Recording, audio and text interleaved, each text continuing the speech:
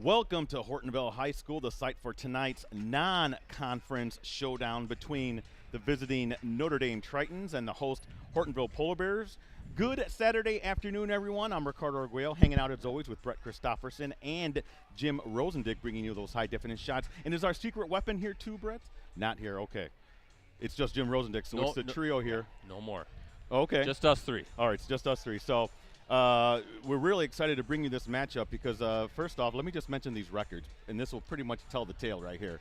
Notre Dame coming in 18-1, Hortonville coming in 18-1. Brett, that's 36 losses or 36 wins and 2 losses There according to my you go. UW-Milwaukee math. That's good math, Ricardo. That's a pretty good matchup, Brett, no matter where you are. Probably the biggest matchup in the state tonight, or today, I should say. Yeah, well, I think originally was a tonight game, but some scheduling conflicts moved it to a nice little afternoon matinee, right? Two of the state's best. I think maybe the state's best overall team. I think Notre Dame could maybe stake a claim to that, but Hortonville having one heck of a season as well. Little injury bug hurting a little bit to nip in Hortonville, but they've been able to move on without Callie Pepler. They're one of their standout players who went down, a couple weeks ago, I want to say, with a knee injury, out for the season. That's a big blow, but it's kind of keep on keeping on for the Polar Bears. They keep on winning games, and Notre Dame keeps on winning games, the defending two-time defending state champs, and college talent all over the floor on this one on either side. So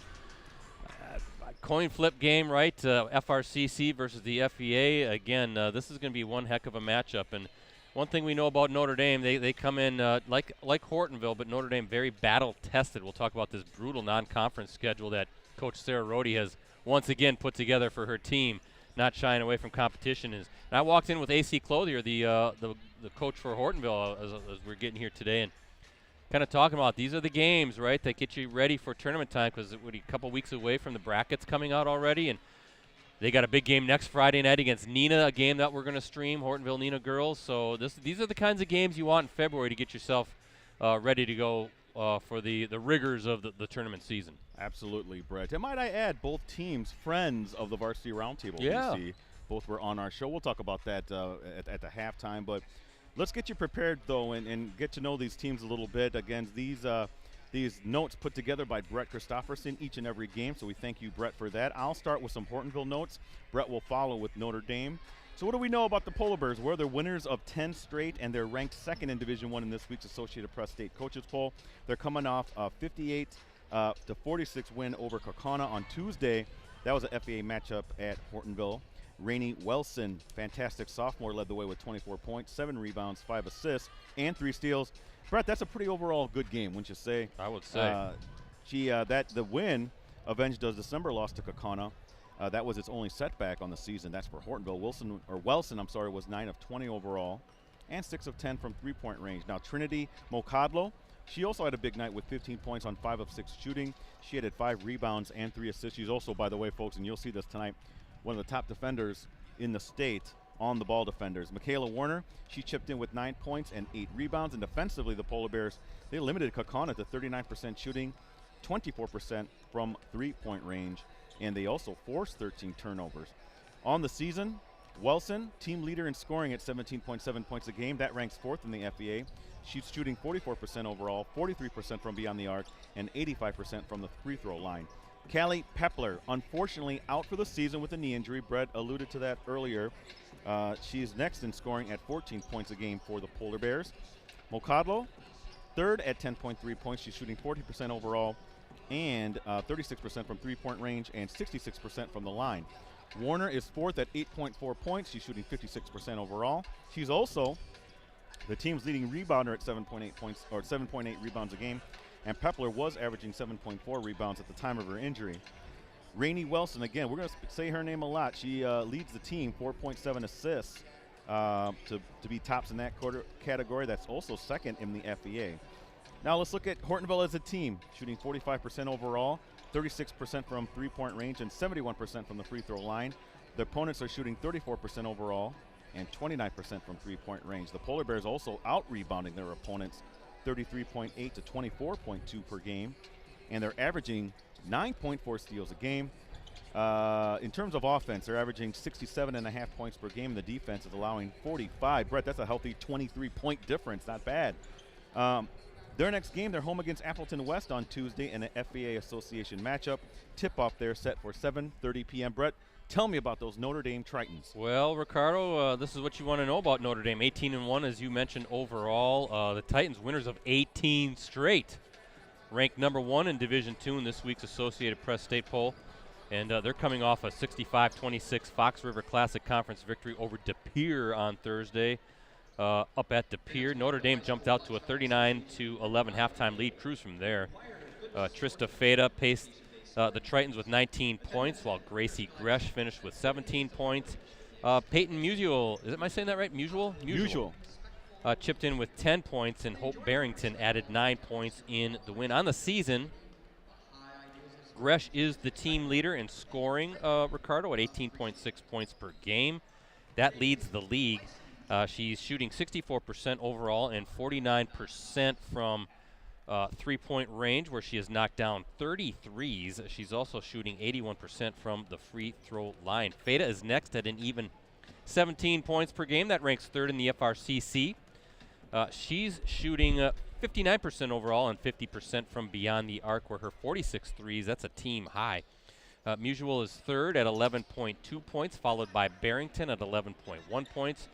Musial is shooting 53% overall, while Barrington is shooting 62%. Sydney Whitehouse, she's averaging 9.6 points and shooting at a 58% clip. Kaya Waldrop is the top rebounder at 5.8 per game. And then looking at the assists, Feda's 6.6 per game leads the Tritons in that category. That's also tops in the FRCC. Barrington next at 3.4 assists, which ranks third in the league as well. Feda and Whitehouse are the team leaders in steals, 4.6 and 3.5 per game respectively. Those averages rank second and third in the league. And then, Ricardo, check out some of these team stats. And Notre Dame shooting 63% in two-point attempts, 43% from three-point range, and 68% from the line. The Tritons are also out-rebounding their opponents 30.1 to 21.6 per game. And then the scoreboard stuff, Notre Dame averaging 80.5 points per game and allowing just 35.2. That's pretty good. That's you mentioned Hortonville with a healthy average. That's what, 45 points? My goodness. Yeah. In Notre Dame next game at Manitowoc. That's Tuesday night, Fox River Classic Conference matchup. Tip-off is set for 7 p.m. Thanks to those checking us out on this nice Saturday afternoon. Weather's improving, Ricardo, warming up. It is. Should be a nice stretch of weather here in northeast Wisconsin in the week ahead. Looking forward to that. Also want to thank Sam Englund, the athletic director here at Hortonville High School, making sure we're all good again. Matt Schmidt, the IT guru, making sure we have a nice connection for today's varsity game of the week live stream. The first of 3 straight girls games we're going to be bringing you. We have 2 great games coming up next week. Yeah, we do. As I mentioned, we're going to see this Hortonville team next Friday night in a huge FVA matchup as they head down to Neenah and Ron Einerson Fieldhouse, the big FVA rematch, Hortonville and Neenah. And then on Tuesday night, we're going to shift our focus to the Northeastern Conference in a big game. 2 more state-ranked teams going at it. Freedom, number 1 in Division III. FVL, number 9, I believe, in Division II. Only a game separates those 2 teams from the standings as well. We'll be at FVL. So giving the girls some much-deserved attention without a doubt, because there's some great basketball being played right here in northeast Wisconsin. The FVA, FRCC, NEC. Got to see the Bay Conference on Tuesday night with the Xavier boys taking down West De Pere. So really starting to spread it out and get ourselves ready for tournament play as well. Focusing on the great girls basketball in the area. Brent, we're doing it without holding any conferences hostage, but no more on that. But, hey, we're expecting a good one here between these 2 teams. How many minutes are we from starting here? A minute and a half or so as Hortonville getting ready to hit the bench. But nice little crowd coming in, kind of wondering what that was going to be like. It's kind of a rare Saturday afternoon game, Ricardo, and a lot of people are usually busy on their Saturday afternoons. So nice to see the crowd filing in for really, I think, the game of the night in the state. Game of the day, I guess, in the state. Wow, and the day and the night. I can't think of a night game contest that's bigger than what these 2 teams. What, number 2 and number 1? number 2 for Hortonville in Division 1 and Notre Dame number 1 in Division 2. I want to thank our sponsors. First, Cellcom. Pre-order the new Samsung Gallery S23 series at Cellcom and save up to $500. Escape the ordinary and make the everyday epic. Visit cellcom.com/galaxy for details. And Cooney's Embroidery and Sportswear. Get your team, club, or business name out there with Cooney's. They customize products specifically to fit their customers' needs. Family-owned for 20 years, they have the skills and experience to customize your apparel. And spread the word about your organization. Delivery service is available. Contact them today at 920-731-0922 or send them an email at Cooney's, COONEYS 0922 at sbcglobal.net.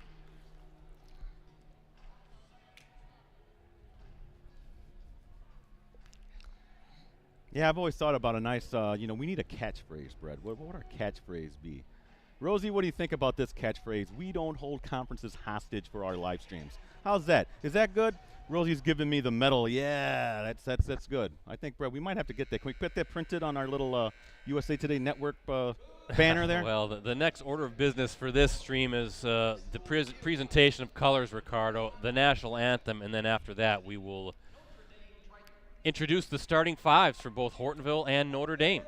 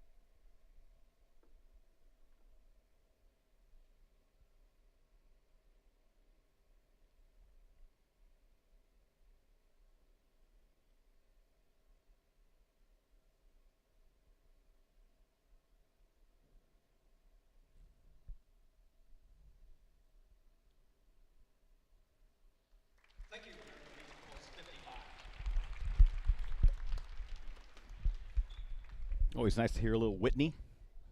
That's Brett. a great rendition, isn't it? It's better than hearing a little Carl Lewis. I knew you were going to say that. That's taken from the Super Bowl, wasn't it? Yeah, it was. Yeah. Trying to think how many it years was ago Bills and Giants. That long ago 91. now? So that's 32 years. Brett, we're getting old. Oh, my. Was that the Bills. Scott Norwood that missed field goal to win it for the Bills that year? Looking forward to the Super Bowl next Sunday night. Oh, yeah. Eagles-Chiefs, that's going to be a good one. Going to be a great one. This is going to be a good one here. Hortonville and Notre Dame, again, both 18-1 matching records. Both a lot as far as recent wins. Hortonville riding a 10-game winning streak. Notre Dame, after that little hiccup, and that's a very, very little hiccup, losing to Pewaukee in their season opener. The Tritons now with 18 straight wins. Of course, that was a rematch of last year's Division II state championship. It was.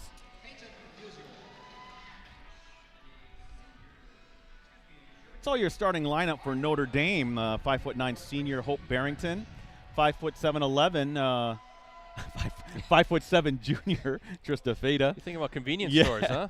5'7" junior Sydney Whitehouse, 5'10" sophomore Peyton Musial, and 5'11" junior Gracie Gresh. That's your starting lineup for Notre Dame as we're getting ready for Hortonville. Last time we were here at Hortonville, we saw August Maurer draining a 25, 26-footer to beat Oshkosh North on a buzzer beater three-pointer. Hortonville boys playing some good basketball as well. Getting to February, start getting a little antsy for tournament time, Ricardo. At least I do. You always do. So for Hortonville, who's your starting lineup? A 5'9" sophomore guard, Rainey Wilson, a 6-foot junior forward, Michaela Warner, a 5'8" senior, Trinity Mokadlo. She's a guard. Then a 5'9", 11 forward, Paige Lilly. And then a 5'7" senior guard, Kyra Funk.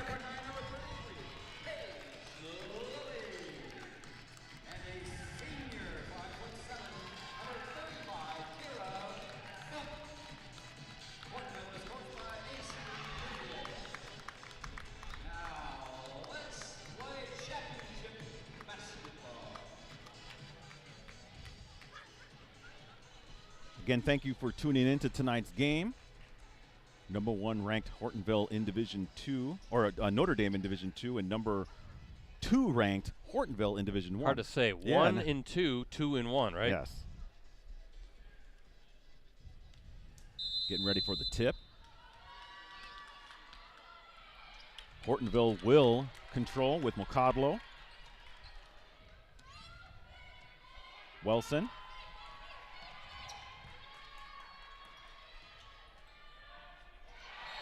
Good job by Sydney Whitehouse there defending Rainey Wilson. Rainey making a strong move to the basket with her left hand, but Whitehouse, Ricardo, Quick.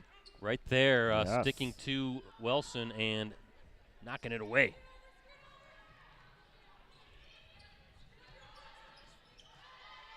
Seeing one of the state's best defenses here, Brett, with Notre Dame. They can pressure, right? Yes. They like to get in your face. They'll pressure the ball and create some offense with its defense, and there's the first bucket, Michaela Werner. Offensive rebound in the putback. Michaela Warner with the bucket. Oh, 2-0 nice. lead, Good and bounce that's pass. Whitehouse. Yeah, that's Whitehouse right with the basket. No problem kind of with that scrambling defense that we saw from Hortonville. And now you're seeing that pressure from Notre Dame.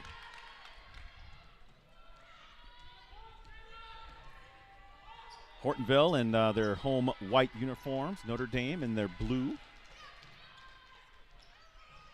And we have no turnover on that. Possession will remain with Hortonville. Mokadlo. Yeah, she'll play collegiately, Ricardo, at Division II Lynn University, Boca Raton, Florida. So Beautiful. she's getting out of this this winter weather in due time. We talked to her about that, Brett, on the Roundtable Show. Smart move, Brett. I wouldn't mind being in Florida during the wintertime. Arizona's my preference. I agree. And I think what are we going to get? Turnover for the Polar Bears. Hortonville's only loss on the season, a 70-59 setback against Kaukauna on, is that December 16th? Game we streamed at Kaukauna. As I mentioned, the Polar Bears, a big rematch coming up with rival Neenah on Friday. Ooh, tough take. Is that Gresh? It is. The University of Wisconsin recruit. Great footwork by Gresh on that. And that's too far ahead of Wilson, and that's the second turnover, Brett, for Hortonville. Yeah, that rival, a big rematch for the Polar Bears. That's next Friday. Game will stream. Game of the night in the state, really, on the girls' side. Has to be Hortonville nipped the Rockets 60-59 in overtime right here on New Year's Eve. Neenah's only loss of the season. Woo! Is that Feta with the triple? And great start for the Tritons, up 5 here 2 minutes into this one. There you're kind of seeing, Ricardo, what Notre Dame can do offensively. Very balanced. Different people can really hurt you. As Wilson going to let it fly short. Offensive rebound. Werner is there. Good job by Werner, Ricardo, on the box out. Getting that rebound, and she's got both of Hortonville's buckets to start this one off. Yeah, Werner's such an underrated player for Hortonville. She has the steal there. Yeah, listed at 6 foot, just a junior as well. Her sister Maggie was an underrated player as well last year for the Polar Bears. Playing softball with the Gophers, right? Yeah. University of Minnesota. McCodlow can't get it to fall. Sky Yuma, if you're watching, Maggie. Nice outlet pass and a good left-handed finish by Hope Barrington. Ricardo, already 4 different players have scored for the Tritons. And not that sad. You saw there, Brett. They really put pressure on our defense because they're able to transition so quick. And there's almost a turnover. Good job just to get rid of it. Is Wilson now operating. She's going to step back from the wing. Can't get it to fall. There's Look Werner at that. again, and she's fouled. Brett, that's Warner's 3rd bucket off of a rebound. And the foul on top of that.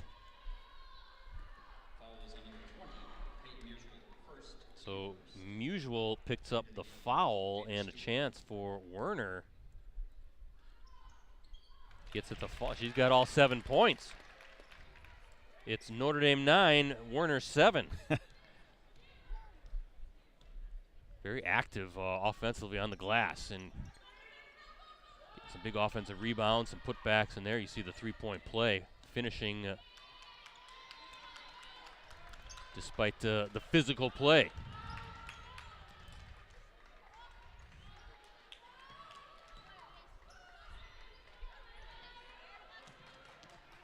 Oh, nice little move, baseline, good take by Peyton Musial. Now she's fouled. She got fouled hard. And Wilson is called for the foul. So 2 free throws coming for. Did you see that first Musial? step from Musial, Brett? Yeah, it was explosive. That's pretty impressive for Musial, who's just a sophomore. And now 5 players have scored for the Tritons already.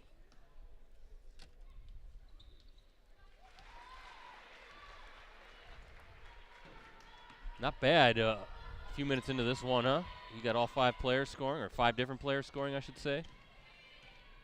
Shows you the diversity of the Notre Dame offense. Can't concentrate on one player, Brett. No, they're all able to score the ball. Here comes Wilson, nice take, and just can't get it to fall, but she'll go to the line. Yeah, she did a good job there against Barrington, Brett. You know, kind of drawing the foul, still getting the layup up, though wasn't able to finish. Wilson looking for her first points of the day. And it's going to be interesting to see Rainey, again, Ricardo, you said just a sophomore. What schools are going to be kind of coming after her? I mean, she's one of the top sophomores in the state without a doubt. And if you're AC Clothier, you're thinking, good, a couple more years with Rainey. I got Werner coming back. I got Callie Pepler is going to be coming back, all healthy. Talking to AC when I walked in this afternoon, or I should say this morning, and talked a little bit about Callie out for the season with that knee injury, and how just had to kind of different players stepping into some roles, right? Trying to make up. What was she averaging? Maybe about 15 points a game, kind of making up that way, maybe with a couple different players, and maybe putting some new stuff in, taking some stuff out. That you have to switch some things around. But so far, so good for the Polar Bears in dealing with such a big blow. Here's Wilson again, and can't get it to fall. That was a good look. Boy, look at Feda quickly down the floor. There's Musial with that step again. Yeah, and just overlaid at that time, but stays with it. Can't get it to fall, and Makadlo with the rebound. Should say that was Barrington. Barrington, yeah. 3 from the wing. Good. That's Kyra Funk. And look at this. The Polar Bears now out in front by 1 as we look at our Cellcom Coonies Embroidery and Sportswear scoreboard. So far, so good as far as two of the state's best matching against each other. And we're going to get a jump ball. Stay with Notre Dame on this possession. Warner checking back in for Hortonville, as well as Kea Waldrop, a freshman, Brett, for Notre Dame. Boy, that talent line just keeps churning out players, doesn't it? Well, wow. I've said it, I'll continue to say it for as long as we're doing these Game of the Week streams, but it's amazing to me. Is Feda going to let it fly from the top? Makadlo with the board. How you can go from 8th grade to varsity basketball now. I mean, that just doesn't seem right. Look at Feda with it. 2-on-2. What's she want to do? She's going to step back from the wing. She can knock it down short. And the rebound, that was Whitehouse with the rebound. Feda now with it, backing in Makadlo, and they're going to get a block on Makadlo. Hortonville fans not liking that call. I love how both teams are physical, Brett. Yeah, neither team's going to back down from a physicality standpoint, right? Both teams are not afraid to get in your face, and I think we have a timeout for Notre Dame.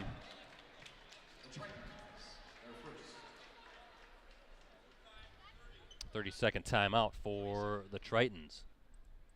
As Sarah Rohde, as you can see her, want to talk things over a little bit, maybe set something up. Sarah Rohde, Ricardo, already in her 12th season.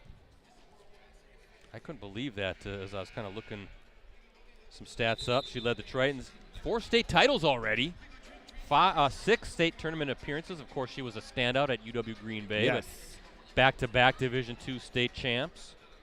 Notre Dame, by the way, 1-0 against the FBA this season. The Tritons beat Kimberly 83-37 back on January 7th at Notre Dame. I'll talk about the schedules for these two teams here in a little while as well.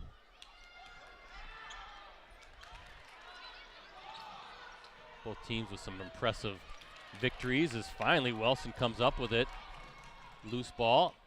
She's going to hit it. Funk is hot from that spot. Gets it again. You're right, Brett. Back-to-back three-pointers And for credit, Funk. yeah, credit Wilson for finding Funk. She had just knocked one down from that same spot a little bit earlier. Wilson, I thought maybe she'd let it fly because she can knock those shots down too, but good team basketball there. Wilson finding her teammate who's hot. Here's a deep three, short.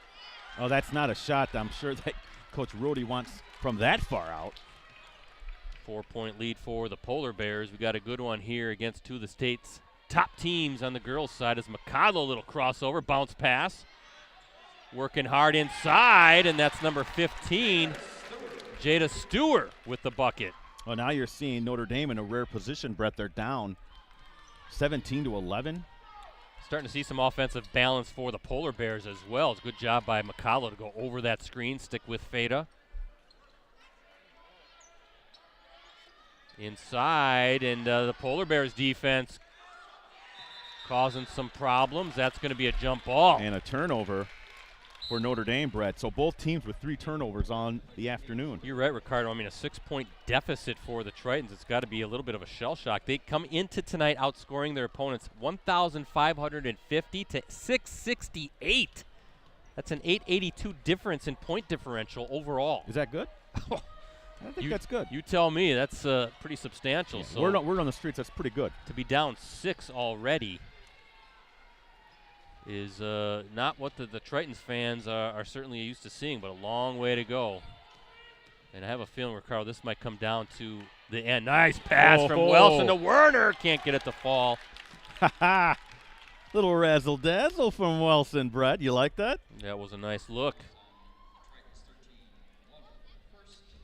Number 13, Kaya Waldrop picks up the foul, and that's going to put Michaela Werner back to the line where she's 1 of 1. 7 points so far on the day, make it 2 of 2 and 8.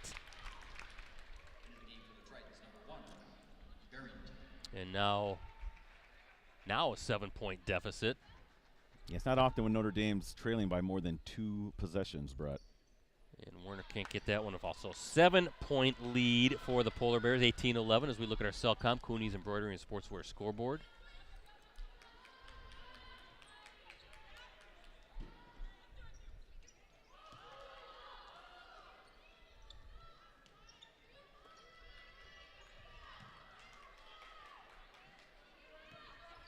Again, look at the hard work put in by the Hortonville defense, Brett. Gresh with a push-off and Warner with the turnover. Yeah, I didn't see if she just lost it or got her hands on a good outlet pass. McCallow left hand. It's just kind of tough trying to do it all in one motion. But you see how quickly the Tritons back down playing defense. Deep three for Gresh, short. And a rebound by Waldrop. And now we're going to get another jump ball. Oh, Waldrop, good job on that rebound, Brett. And, you know, Waldrop, just a freshman, a 6-foot freshman, Brett. How much of a depth do you have on your team when you can bring in a 6-foot freshman and have her compete at this high a level? What a fantastic youth program they got over there in Notre Dame. Well, there's Musial again with that quick step along the baseline. Can't get it to fall.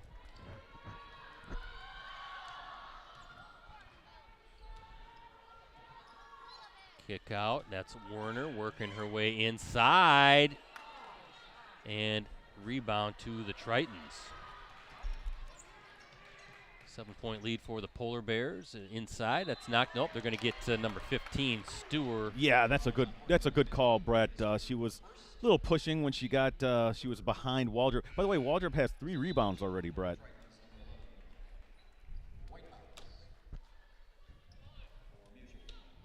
(18-11) lead for Hortonville. Tritons with possession as Gresh from 3. She's going to knock those down eventually. That's she's too good of a shooter. 3 rebounds for Wilson. Yeah, too good of a shooter for them not to start fouling. It was tough. Ooh, what are we going to get here? Just going to let the physical play go and a scrum again. Travel. I think we're going to see a lot of tie-ups tonight too. Yeah, they're letting them play, Brett. I noticed the officials, and that's fine as long as it's consistent, right? You kind of, and that's where the coaching staff has to kind of alter game plans a little bit, let the players know. Notre Dame's only loss on the season came against Pewaukee in the season opener. The Tritons fell to the Pirates 68-67 on November 19th at Pewaukee. Of course, as I mentioned, the two teams met in last year's Division II state championship. As Gresh going to work. Oh, and they have a charge on Gresh. Oh, okay. Wow, okay. That's a turnover for Notre Dame. Brett, I have Notre Dame with 5 turnovers. I'm sure that is uncharacteristic. Finishing that thought, yeah, that Notre Dame beating Pewaukee last year in the title game 68-54 for their second straight gold ball. Is Werner going to go and knocks it down? Look at this. And a timeout coming as the Polar Bears open up a 10-point lead. Yeah, Brett, that's a 13-0 run by Hortonville. No, 14. Oh, boy. It's early today, it's right? Early today we're not used to the. It was 11-7 at one point for Notre Dame, and I guess that would be 10-4. A 14-0 run, right? 7-21, yeah. 11-7 Notre Dame. Yes, I'm sorry. Yep. You're right. 14-0 run. Yep. I got to break out the old abacus, Brett. But to get back to finish my thoughts on that Notre Dame-Pewaukee matchup where Pewaukee beat Notre Dame, handed the Tritons their only loss in the season opener. Notre Dame and Pewaukee ranked number 1 and 2 in the state in Division II respectively. So potential maybe rematch at the Resch Center. We'll see how it all goes. That's certainly way down the line. Let's see how the Tritons come out of this 30-second timeout. As Ricardo mentioned, a 14-0 run by the Polar Bears. And Ricardo, I've got to say, that's probably the longest run against the Tritons this season. And there's a good play coming out of the timeout of Waldrop with the basket. It might be, Brett.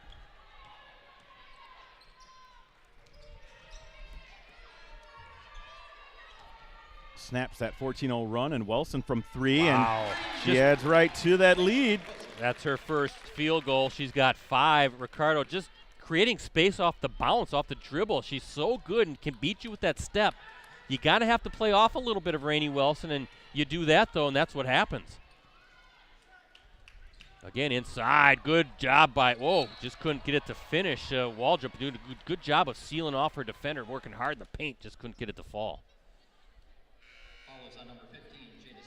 Stewart with the second foul for her. What I really like about Hortonville, Brett, check out the kicks. They got a lot of them have the pink shoes. It looks pretty sharp. Yeah, I know you're a shoe guy. I'm a shoe guy. Zapatos, my friend. I'm at that age where I wear shoes that make my back feel comfortable. Okay. I don't care what they look like. Although right. I think I got some nice shoes.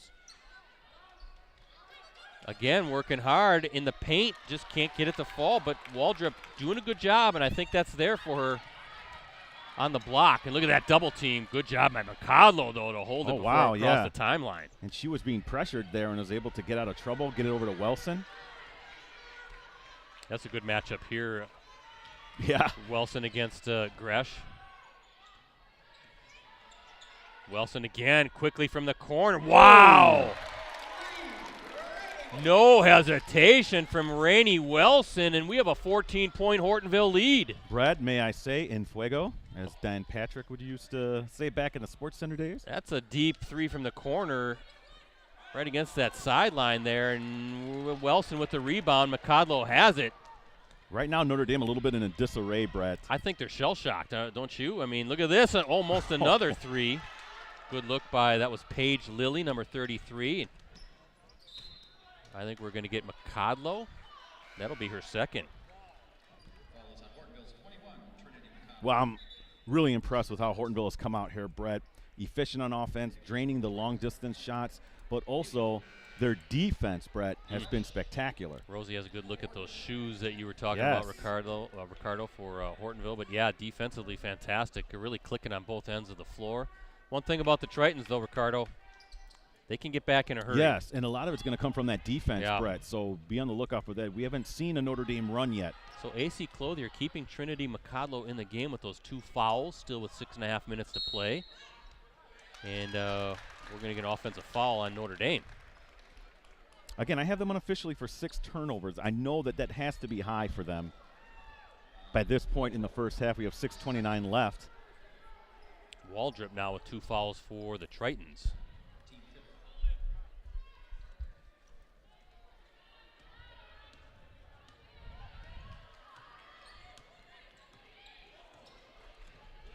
Kahlo doing a good job off the dribble. Boy, Wilson wide open, looking for her third. Oh, it was in and out, It Brett. was. But an offensive rebound again. Doing a good job on the glass. Yeah, second chance opportunities here. I will give you the number of what they have so far in rebounds. Bounce pass again. Wilson doing a good job distributing as well as she is scoring. And McCodlow now with a ball fake. And knocked away. No, McCodlow diving. Wow. Funk's going to let it fly. And a little strong, but looked pretty good from our vantage point.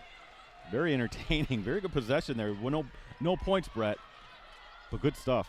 Fada's going to let it fly from the top. Big 3 for Fada. And she's got a pair of triples. By the way, Brett, I have Hortonville for 12 rebounds and 10 for Notre Dame. Big bucket for Trista Fada. Fada has committed to play at Illinois State. Also had D1 offers from Bradley, Cleveland State, Eastern Illinois, Evansville, Green Bay, Milwaukee, Nebraska, Omaha, South Dakota, and St. Thomas. So a whole bunch of options for Fada. Is that Musial going to let it go? It was. And out of bounds. Musial, by the way, D1 offers from Evansville, North Dakota, and Toledo. Hope Barrington for the Tritons will play at Division III UW Oshkosh. I would have preferred her to go to UW Stevens Point, but, that's a different matter. She wanted to go to a real school, Brett? Easy, no. Right? Hey, Pointers are a real school. And Gresh, as we mentioned, committed to play for the Badgers.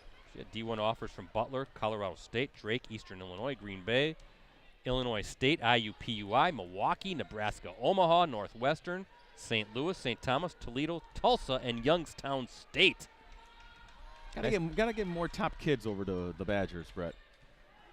Well, right now, that's good that she's going there. Green Bay kind of owning that. Well, you think about Gresh, her father, a standout for the UW Green Bay back in the day. Wow, Wilson again. I didn't think that was going in. It kind of looked funky getting off of her hand, Brett. It did, but she's got 14 points and 3 3-point baskets. A 14-point edge for the Polar Bears. Gracie Gresh, as I mentioned, her dad Gary Gresh, right, the St. Norbert College men's basketball coach, doing a great job with the Green Knights.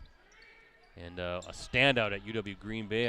I also noticed that, at least on WisSports.net, said that Gracie's mother Liz played basketball at Youngstown State. So Gracie's saying, I'm not going to Green Bay, I'm not going to Youngstown State, I'm going to Madison. And it's Feda working hard, and she's fouled. Is that on McCodlow? It is. Oh, that was Brett. I have issues with that. To me, I felt unless it was a body foul. Yeah, she doesn't agree with that either. I thought she had her hands up, and that wasn't a foul. If anything, it was just good defense. But hey, I'm not an official. Trista Feda, on the floor. I'm guessing McConnell's going to have to come out of the game with those 3 fouls. She can't believe it, as Feda with the miss. That's big. That's 3 fouls on your top defender. AC Clothier talking things over with an official as well. And Feda gets the second one to fall. She's got 7, and the Tritons some work to do. Down 13 is, I think I heard the Tritons fans wanted maybe a turnover there. There's Welson working, and what are they going to call? She's fouled. Welson going to the line. Again, that could have very well be called a charge. Some gray area fouls here, Brett. Both teams, though, it's even, 6 fouls apiece. So Welson, she's 2 of 2 from the line. 11 points for Rainey Welson, I have her. If I misspoke earlier, I apologize. Now 12.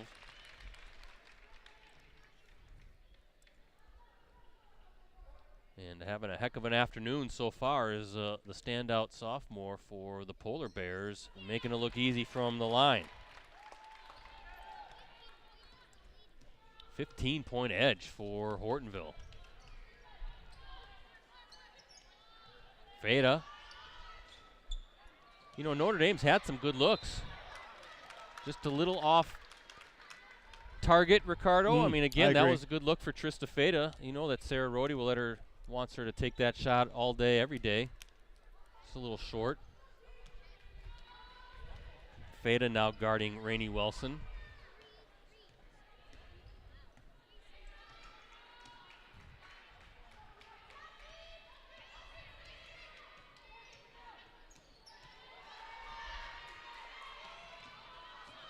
And now Welson trying to back up, maybe create a post touch. Nope, she's going to kick back out.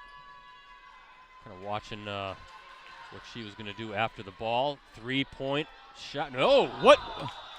Okay, I thought that was in the bucket, but okay. Yeah, that's on the side. It's just stuck between the rim and Brett, go down there. You say you got hops. I used to be able to touch the rim. I couldn't grab the rim. There's no way I could do anything with that. Have AC Clothier go up there. Let's go see AC try it. There we go. Somebody who's really tall and really athletic just handled that, so we appreciate that. Those are always fun when the ball gets stuck on the side of the rim.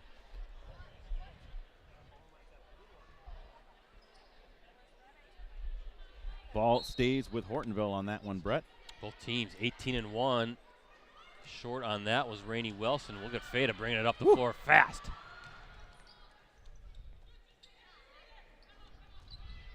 Again, nope. Was that Feda letting it fly? It was. You know, even a 15-point lead, though, I feel like Notre Dame is not anywhere near out of this game. No, not at all. All it takes is one Notre Dame run. We haven't seen that yet, Brett. We haven't seen an extended run by the Tritons.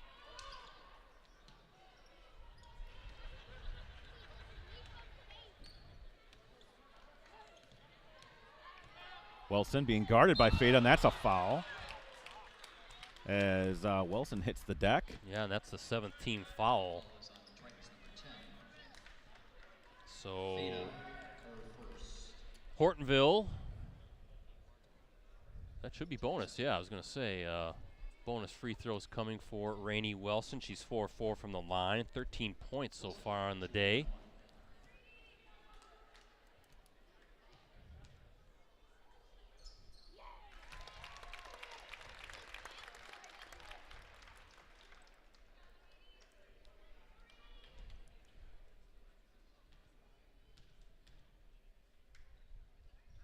Making it look easy from the stripe is Rainey Wilson.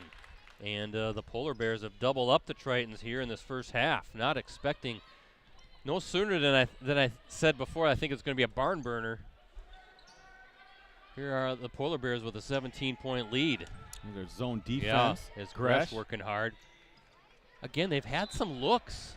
I mean, that's contested, but Gresh still had a shot at making that bucket. It was a good move against that zone, but they just rim not kind. Again, some of those three-point shots a little short.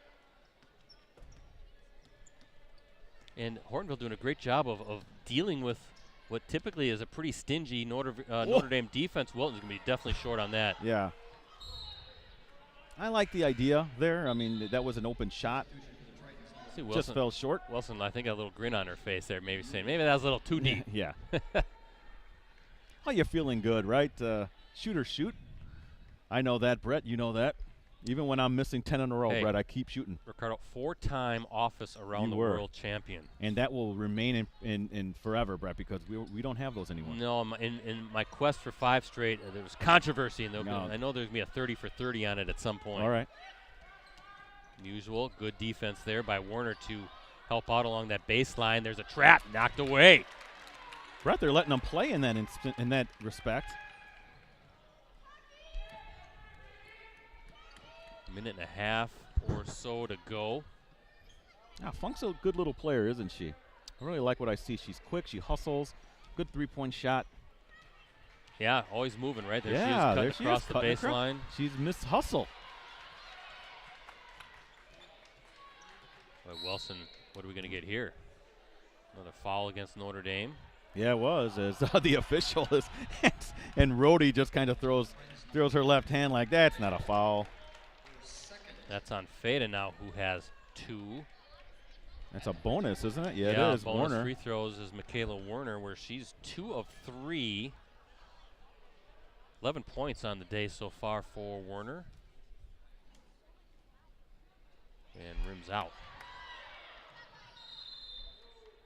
It's going over to Notre Dame. 34-17 is your score with a minute and 15 seconds left in the first half. You know, among Notre Dame's top victories this season, Ricardo, 76-67 win over Kettle Moraine. Yes, the defending D1 champ. This is where I'm telling you, D1, D2, the top teams, they're interchangeable, Brett. Yeah, I agree. There's really not much difference between the two divisions in that respect. Yeah, Kettle Moraine beating Appleton East last year in the Division I state finals, but that was a 76-67 win by Notre Dame back on December 28th. That was at Kettle Moraine, That was part of the Kettle Moraine Thanksgiving Classic, yeah. Notre Dame has also taken down Verona, which is ranked number 5 in Division I. That was back on November 26th. That was a 79-57 victory. I'm sorry, that was part of the Kettle Moraine Thanksgiving Classic. The Kettle Moraine game was just that was at Kettle Moraine High School. Yeah, and Verona, I think it just has 1 loss on the year, or maybe 2 at the most. They're a very good team. So Notre Dame taking down the number 1 ranked team and the number 5 ranked team in Division I. A good double team again on Barrington, so Gresh now has it. And you wonder, Notre Dame going to, nope, I was just going to say, Feta's going to let it fly. Finally gets one to fall, and shooters shoot, as you said. She's got 3 triples and a much-needed bucket. Let's see if the Polar Bears can answer. I think they're holding for 1 shot here, Brett. That's what I thought maybe Notre Dame was thinking about, but that was too open for. Oh, maybe not. Wow. I thought that was going to go in. Now Feta has it. Look at her flying on the floor. Going to go up with that scoop shot. And with 10 seconds to go, here comes Wilson. One-on-one little Euro step, left hand and in. Wow. Now Feta from half court. Brett, that was pretty. That was pretty from Wilson. I'll tell you what. You know, she's a taller girl. And she's well built, but she shows that sort of finesse ability around the bucket, Brett, that you don't expect. And you saw it there with that Euro step, Brett, left-handed layup in for it. That was pretty. That was nothing, no way else to describe it, Brett. That was a beautiful thing to watch. It was, and a flurry to end a pretty entertaining. What did Wilson end up with in the first half? If you could give me that quick so I can update Twitter. I have her at 17 points. Okay. 17 points. So I tell you what, Ricardo, you do that, In the meantime, it's halftime here at Hortonville High School. Quick look at our Cellcom Coonies Embroidery and Sportswear scoreboard shows the Polar Bears with a commanding 36-20 lead over the Tritons. We'll talk more about today's game and all that we have coming up digitally at USA Today Network Wisconsin after this short break.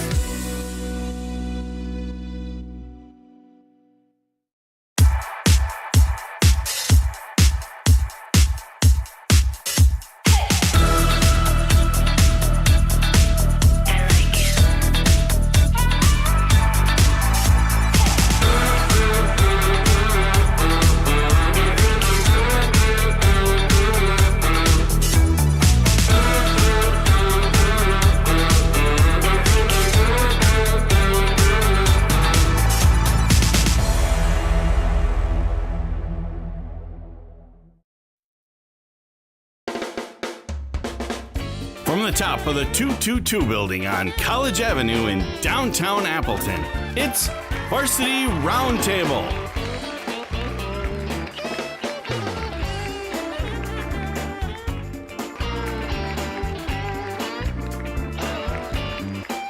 Ladies and gentlemen, Ricardo Arguello.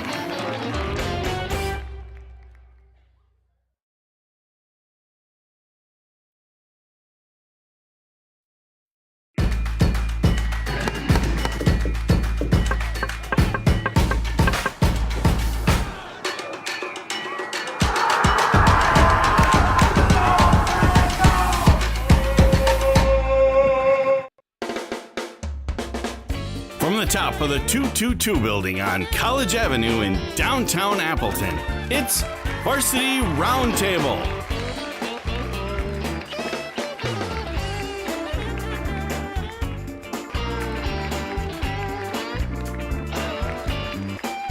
Ladies and gentlemen, Ricardo Arguello.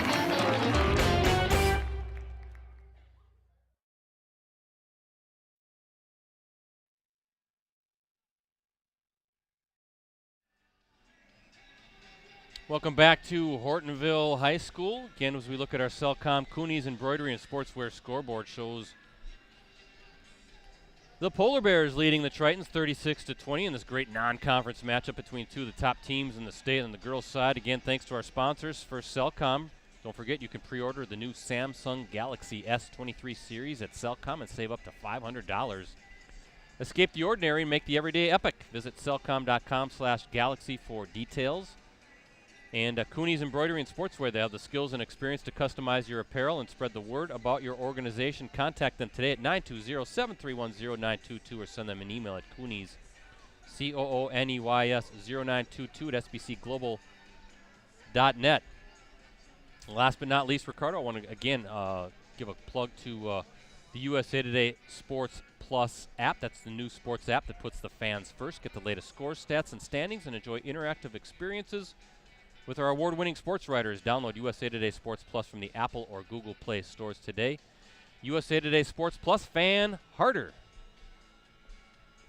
Again, be sure to follow Ricardo on Twitter at Ricardo DeLeon, DELIAN. Thank you. But better yet, give me a follow, please. I'm at PC Brettsy, BRETTC. What do you got, Ricardo? Are you talking about the two teams? Yeah, what are your thoughts on the two teams? First off, and maybe I was just thinking about this right now. I was thinking, listen, in my weekly rankings, I have Neenah number 1, Hortonville number 2. Uh-oh, what are you saying now? I'm telling you right now, if Hortonville gets this win, they are clear-cut number 1. How could you not put them at number 1, right, Brett? Because I had it. My thinking was that, yes, they beat Neenah here by a point. You know, I still just on a neutral court, Neenah would be a better team. But if you're telling me that they could come here and host what I may consider the best team, and you may as well, the best team in the state in Notre Dame, and then you whip them by this many points, I don't think it'll stay this way. And But if you beat them by 10 or Yeah. more points, to me, that makes you the number one team in our area. So I'm going to have to seriously make that change then if that's the case. And my rankings come out, I believe, on Monday or Tuesday. Okay. And doing it shorthanded. Yes. I mean, you're down one of your standout players in Callie Pepler, but wow, good job by AC Clothier to kind of rally the troops, so to speak, right, and figure out a way to kind of keep things rolling. That is not an easy thing to do by any stretch of the imagination. You're taking out a lot of offense, a lot of skill. A player, Ricardo and Callie Pepler, who I've got it right here. She's got quite a few scholarship offers as well. Yeah, D1 offers from Cleveland State, DePaul, Eastern Illinois, UW Green Bay, Indiana State, Providence, Toledo, out for the season, as I mentioned in the first half after suffering a knee injury during the Polar Bears. That was a January 20th game back at Kimberly. That was a 73-60 victory for the Polar Bears. Of course, Cammie, her sister, is a true freshman for your Panthers of UW Milwaukee, former standout as well here at Hortonville. When you're thinking about Notre Dame, not a good half for them. They had way too many turnovers, 7. They missed some easy buckets, in my opinion, Brett. This is a matter of them getting that Notre Dame run that we're used to seeing, right? I mean, the Tritons are known for kind of having those big, spurred mostly by their defense, right? Those kind of big runs that kind of overwhelm teams. We haven't seen anything like that yet against Hortonville. I expect to see something like that from Notre Dame in the second half at some point. So we'll see if that's the thing that's going to spring, kind of spark them to maybe getting this game down to a couple of possessions. If you're AC Clothier, though, you're saying business as usual, right? Yeah. I mean, just keep doing what you're doing. Yeah. To me, I think Hortonville's winning all the 50-50 balls. They're just doing a really good job, Brett, of keeping the pace, not getting flustered. Now, they do have some foul issues with McCodle out there with 3 fouls, so she has to be careful there. She's an integral part of that defense. Good shooting by Hortonville, too, in the first half. I've got them for 6 3-point baskets. 3 by Rainey Wilson, who has 17. Werner has a triple, and then Fonko, a pair of threes from that left wing spot where she was red hot in the first half. Looking at Notre Dame, 3 threes from Trista Feta, and that's a team, Ricardo, that really can. You look at their shooting percentages coming in, as I mentioned in the open, or we talked about. They're typically a red hot shooting team. They are. Now they haven't been challenged very much in the FRCC, right? So they're kind of having their way in that league, but still they're taking on Verona, they're taking on Kettle Moraine, they're taking on Pewaukee, now Hortonville. So they're also playing a pretty robust non-conference schedule. So again, definitely out of the ordinary for the Tritons offensively, but give Hortonville credit. As hot as they've been offensively and as efficient as they've been offensively, man, their defense is doing a good job of locking up the Tritons right now. It has been fantastic, and all kudos to the Polar Bears. But you got to finish now if you're Coach Clothier, right? You're telling your players, don't let up. Let's finish this off. You guys are playing great, but you can't rest now. It's a full game. You need to play every minute like it's your last. First half scoring, let's start with the Tritons. Barrington with 2, Feta with 10, Whitehouse with 2, Waldrop with 2, Musial with 2, Gracie Gresh, Ricardo, with just 2 first half points. Yeah, that won't stand. I'm sure though, she'll rebound in the second half. Yeah, you're talking about Gracie Gresh, who comes in averaging 18.6 points per game. So we'll see if she can get going here in the second half for the Polar Bears. Wilson with 17, Werner with 11, Stewart with 2, and Funk with 6.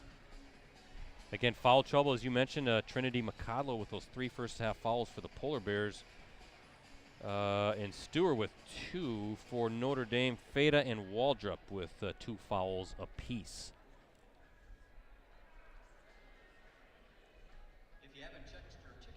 Again, folks, we'll be back at it on Tuesday. Another big girls matchup, this time in the Northeastern Conference as Fox Valley Lutheran hosts Freedom. Irish ranked number 1 in Division 3, while the Foxes are ranked number 9 in Division 2. Freedom currently 18-1 overall, 15-0 in the NEC. FVL right there, though, 18-2 overall and 14-1 in the NEC. Live coverage will tip off at approximately 7 p.m., and you can access our previous Game of the Week live streams on our USA Today Network Wisconsin websites. Just go to the sports section and scroll down until you see the Watch Our Varsity Game of the Week Prep live streams link.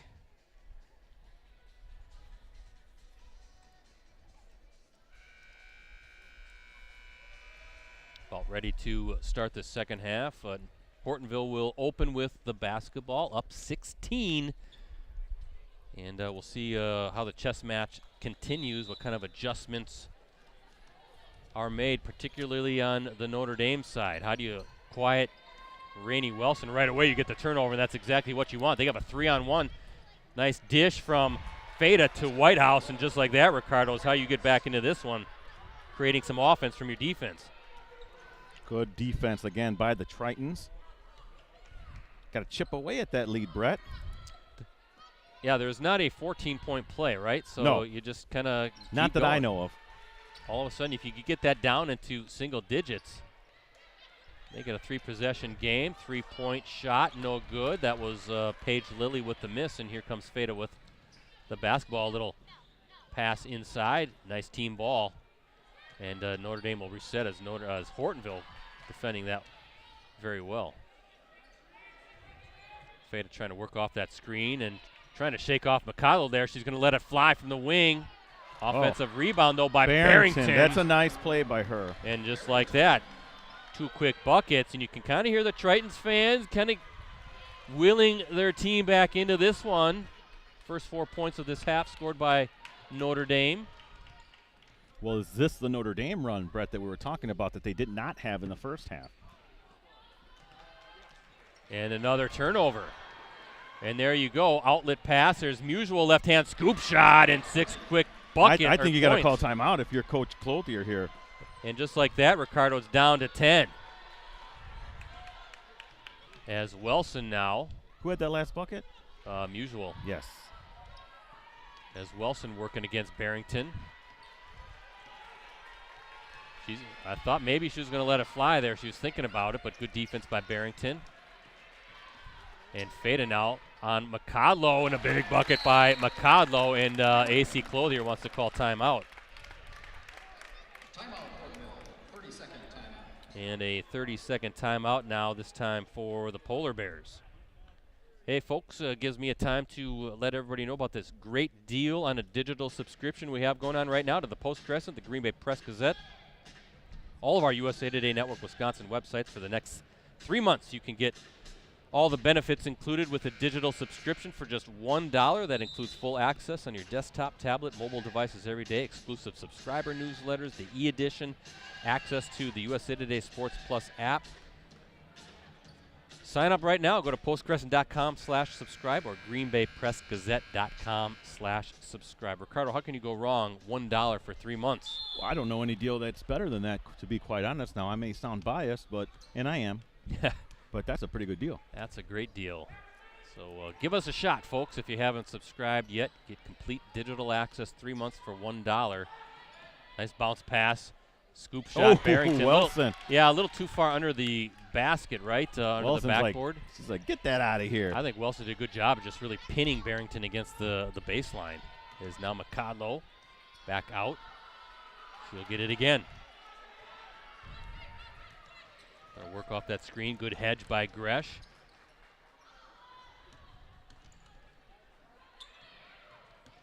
And now Wilson, she just needs a little space, and didn't get that bounce. Normally we're kind of used to seeing that go through the net. Look at that outlet pass all the way to Barrington, but knocked away by Wilson. And what are we going to get here? Jump ball that will go to Notre Dame. Is that another block by Wilson? I think so. Ooh, that's 2 for her in the second half. Getting down the floor fast.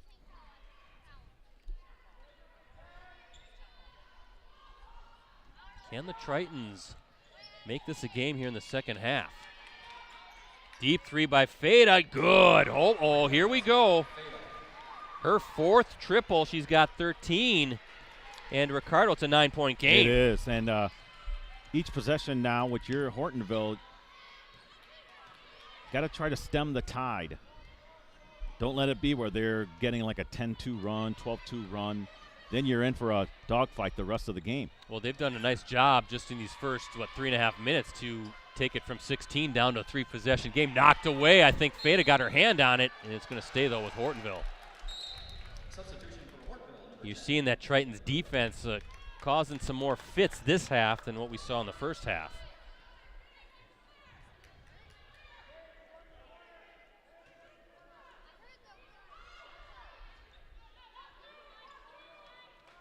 McConnell trying to get it in. She finally does.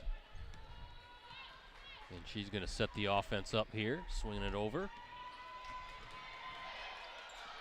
Now Wilson with it at the wing, working on Feda. That's a great matchup. That is a great matchup. The quickness of Feda and the sharpshooting ability of Wilson. But Wilson can really cause problems off the bounce. Look at that. Scoop shot, beautiful. Just a little bit of a hesitation. That's two great players, though, going at it. This is a complete performance from Rainey Wilson, Brett. You're seeing the long ball. You're seeing the Euro step to end the first half, and now you're seeing that quickness to the hoop. Not sure if we have a bench warning, perhaps. I didn't quite see why they stopped action. I could be wrong, Ricardo. I have a feeling this is going to be a pretty tight game here with about 5 minutes to go. Feda again, no hesitation. Watch out, she's red hot now. 16 points for Feda. And just like Wilson, Ricardo, she doesn't need much space. No, she doesn't. 8-point game.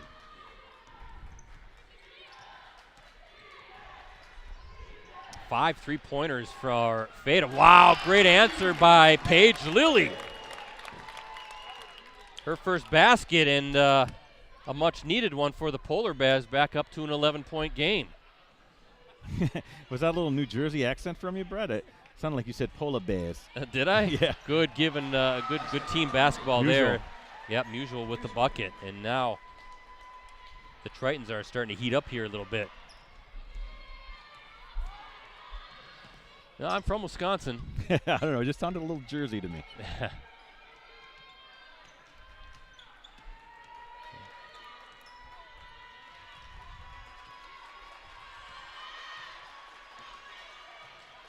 Again, looking for another one. Just this off, time it yeah. couldn't go through for Lilly, and here come the Tritons, a chance to continue to chip away. Gresh thinking about it. She's going to let it go. Whoa! Oh, boy. Oh, boy. The old boy is right. Her first bucket of this half, her first three-point basket. She's got 5. And look at this. It's a 6-point game. This was a 16-point lead for Hortonville. And do we have a 5-second call or a timeout? We're going to get a timeout. Both here. Nice job by AC, Brett, to get that timeout. I think this is a good timeout for obviously 2 reasons. Number one, you didn't want to get that 5-second call. But number 2, all of a sudden, we got to calm things down here. This was just a 16-point lead down to 6, just like that. Now we're in a game, aren't we? Now we're in a battle. 17. Here's the run, Brett. So far is what I have. It's 17-7 run by Notre Dame. And this was the run we were thinking we were going to see sometime in the second half. It just happened to be right at the beginning. Well, again, looking at talk about sharpshooting here. That's 3 3-point buckets this half for the Tritons. 2 for Feda, who has 5 threes and 16 points. And then that was finally Gracie Gresh's first 3-pointer. That was a deep 3, and she was thinking about it. They're playing off of her because she's so quick off the bounce too. But the Badger recruit, that's sometimes all it takes, right? Yes. Watch her heat up. So this is going to be a heck of a battle now, and it didn't take long for the Tritons to whittle it down. Tritons fans wanting a foul. Refs are letting that go a little bit. It's been a physical game. See Wilson working hard against Barrington. Now McCodlow, she's fouled, and she'll go to the line. Boy, she's fearless going in there, isn't she? Foul is on the Tritons, number 10. Got a sense of that when she was on the varsity roundtable, Brett. Very intense player, McCodlow. Trista Feda, Ricardo, now that's her 3rd. And she's going to talk to Sarah, one of the assistant coaches, I should say. They might have to change an assignment or something. Yeah, last thing you want, obviously, if you're AC Clothier, you don't want McCodlow picking up her 4th. And same with Sarah Rhoda, you don't want Feda to pick up her 4th. So these are 2 great players playing with a little bit of foul trouble. 1 of 2 for McCodlow, who has 3 points all this half. 7-point game. Remember, it was 36-20 Hortonville at the half. Nice spin move, and that was Musial. Boy, beautiful work along the baseline. Kind of a reverse pivot. She's got 6 this half. One key also for Notre Dame this half, Brett, they're out rebounding Hortonville 5-0. And look at this, Ricardo, now down to a 5-point game.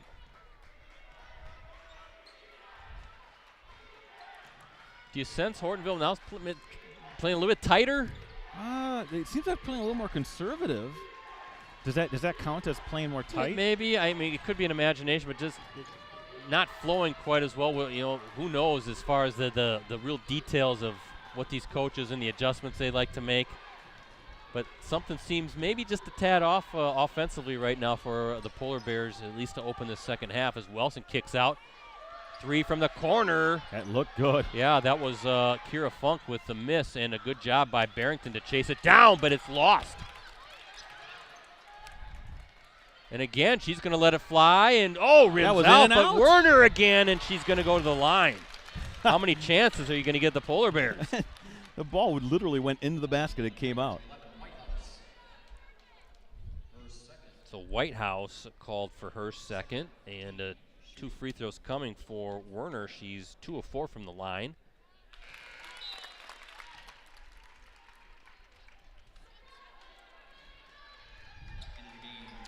Two good teams going at it, and credit to the Tritons for battling back and making this a much more interesting game. 16-point lead for the Polar Bears. Now just 7. Yeah, if you're Hortonville, you're thinking, okay, did we just weather the storm? We got to keep up the pressure. There's Feda again. Oh, maybe wow. not. 6 threes for Feda. And again, Ricardo, not much space there. No. She's got 19 points and 6 triples. That's all her field goals tonight, or today, I should say. 3-point buckets. That's kind of a risk. You got Feda on Wilson right now playing with those 3 fouls. And a good matchup here between Gresh and McCodlow. McCodlow trying to work off that screen. It was stolen by Barrington and going to kick out Feda. Oh, she thought about it. This time this is going to be Musial strong on that one, and I think it went over the backboard. It did. 3 turnovers for Hortonville this half, Brett. But look at this. Within the first 8 minutes, 16-point game down to 4.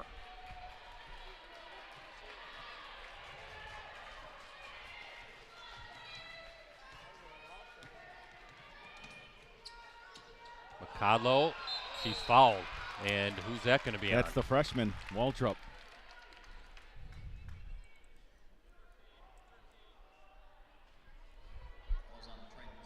Yeah, that's her 3rd. Kaya Waldrop, the freshman, and 2 free throws coming for McCodlow. McCodlow 1 of 2 from the line today. Make it 2 of 3 for the Lynn University recruits.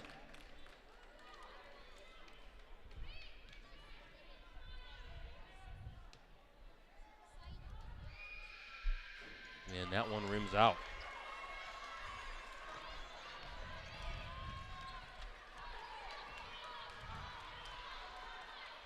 Free throws very important, Brett, especially when you come down to the final minutes. Those missed points, we'll see what happens. Wow, Gresh with a finish. How about that? Strong by Gracie Gresh, who's fouled.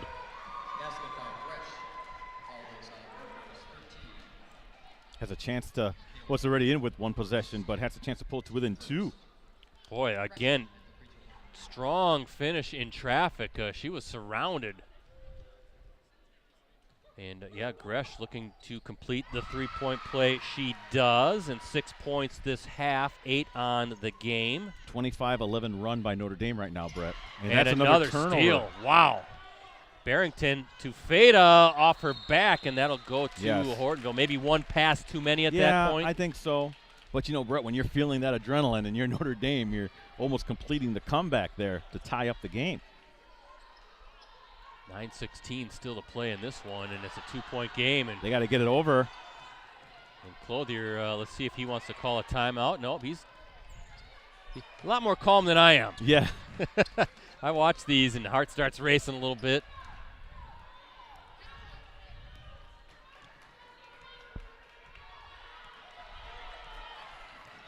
McCodlow working. Tough shot, and she'll go back to the line. That's going to be the 4th now on Waldrop.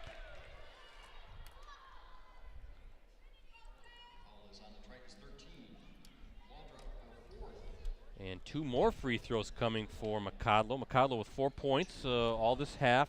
2 of 4 from the stripe. And, wow, can't get that one to go down.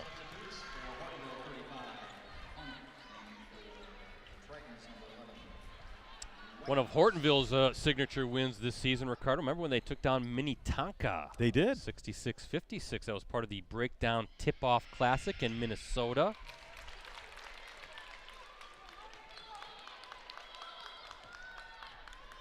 That was, gonna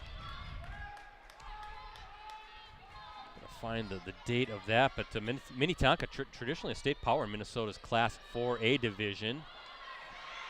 And a rebound and a second chance now for the Tritons. Nice job, good hustle by Sidney Whitehouse, the junior, corralling that loose ball.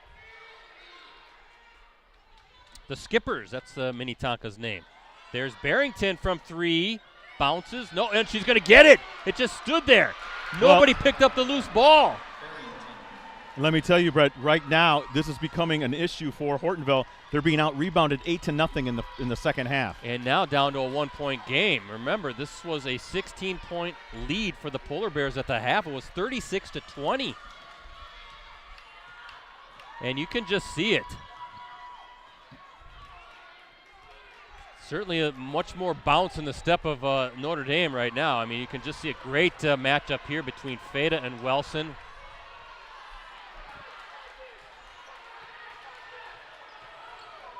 Wilson, little mid-range. Oh, nice. She just kind of waited, right? She did. Just taking her time. Rainey Wilson with a big basket for the Polar Bears in no rush, and just gets enough space, gets past Fade of the defender. Nice 13, 14-foot shot. Good cut and almost the finish, and loose ball, and the Polar Bears get it, and I think that's going to be against Gracie Gresh. That was a big rebound there, Brett. That was Warner, the first rebound of the half for Hortonville. So looking at the fouls, the team fouls, that's going to be the 5th on Notre Dame. Just one for Hortonville with 7:17 to play, one possession game. That makes sense because Notre Dame, I feel, has been playing a lot more aggressive on defense, Brett, in order to get back. Oh, you can't give Wilson that kind of a look from the free throw line. Good rebound by Gracie Gresh, though. And again, a chance maybe for the Tritons to tie this one up. As Feda dribbling around McCodlow, she's fouled, and that's going to be the 4th on McCodlow. I don't know. McCodlow saying I was backing up. And now what do you do if you're AC Clothier, who's trying to plead his case a little bit to the official? You got one of, well, you do have your top defender with 4 fouls now, as Trista Feda going to the line shooting a pair.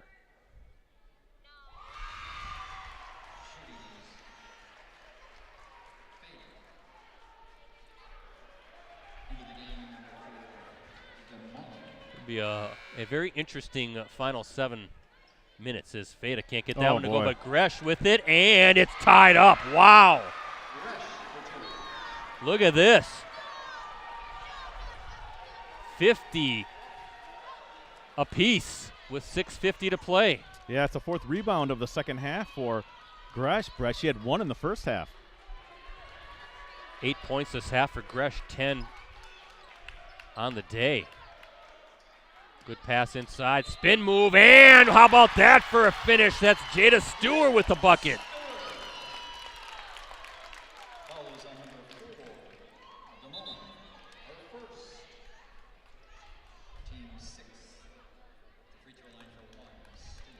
And Stewart with a chance to make it again a 3-point game, 4 points. Stewart did a great job of just creating a huge target in the paint.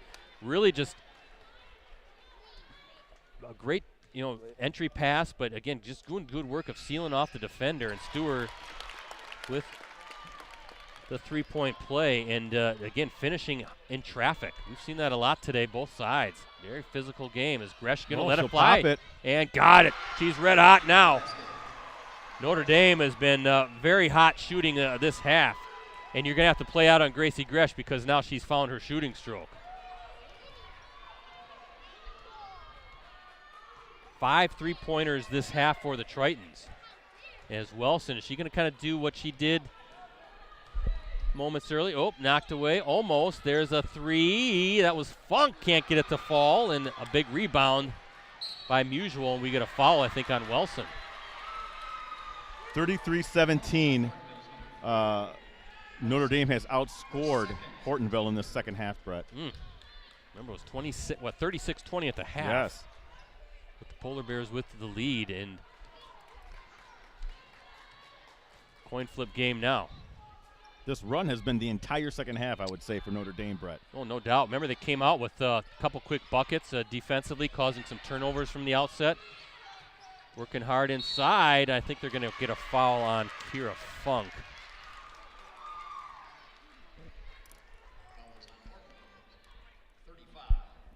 So 16 fouls for the Tritons, just 4 still for the Polar Bears. You look at our Cellcom Cooney's Embroidery and Sportswear scoreboard. Feda was letting it go, and good rebound there. That was number 15, Jada Stewart. And, well, you're going to let Wilson go to work. Good feed, and Wilson with the finish. She and hurt herself. Yeah, she did. Oh, boy. Oh, boy is right.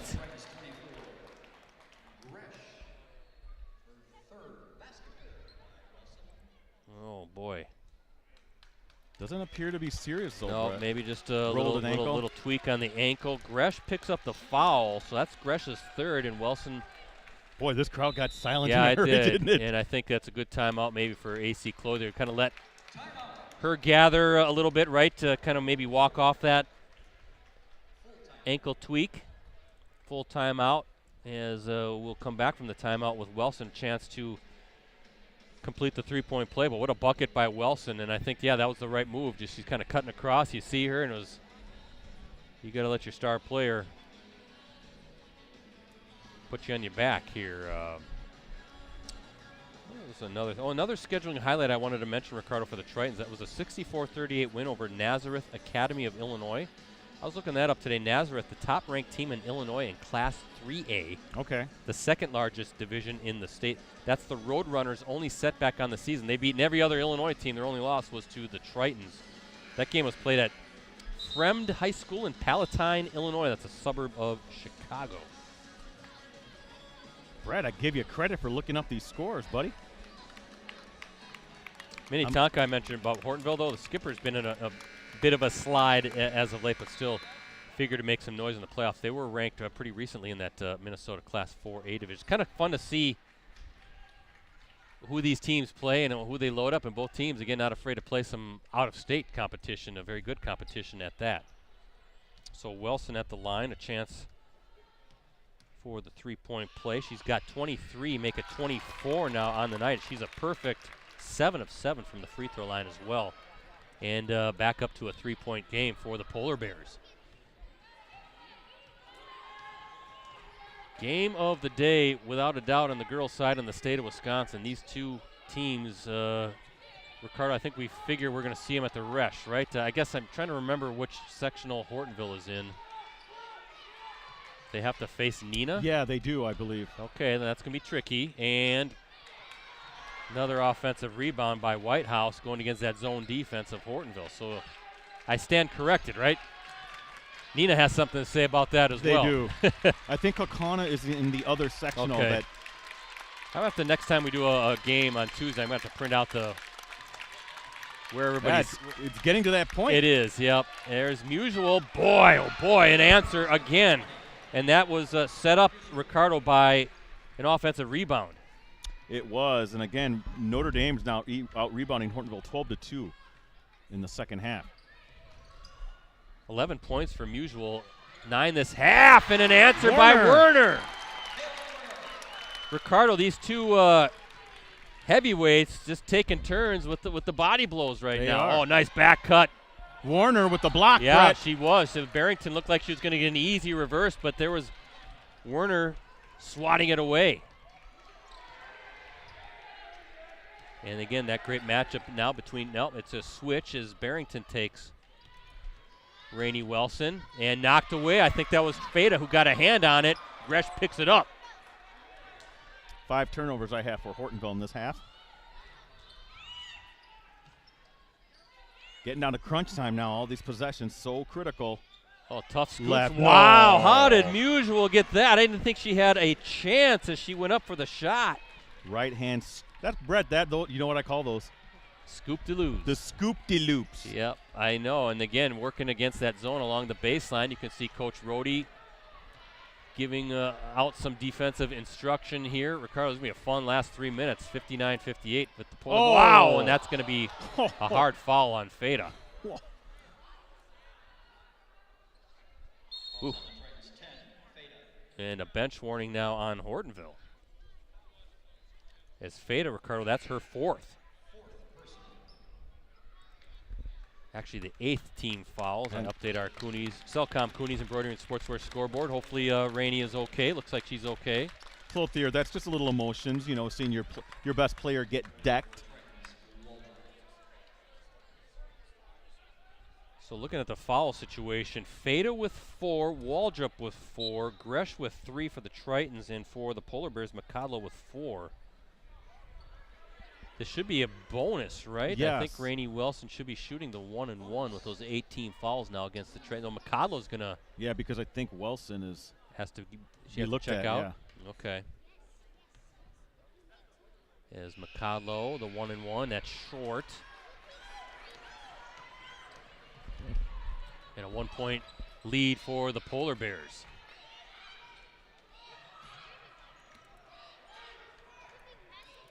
There's Feda going to let it fly. Short on that one, and that will go out of bounds.